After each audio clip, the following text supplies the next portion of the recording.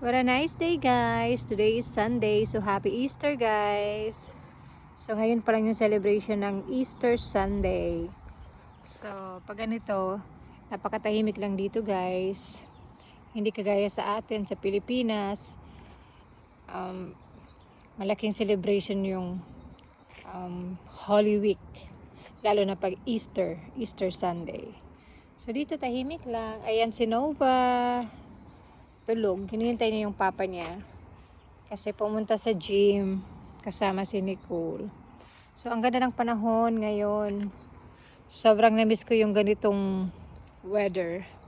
Sa spring na kasi nag-iinit-init na siya, so hindi na masyadong malamig. So nandito ako sa labas, nagpapainit-init. So kailangan ko to kasi vitamin D. Ilang buwan din yung taglamig eh. So thank you Lord for this wonderful day. Salamat po Panginoon sa lahat ng blessings. Salamat po. Rocky!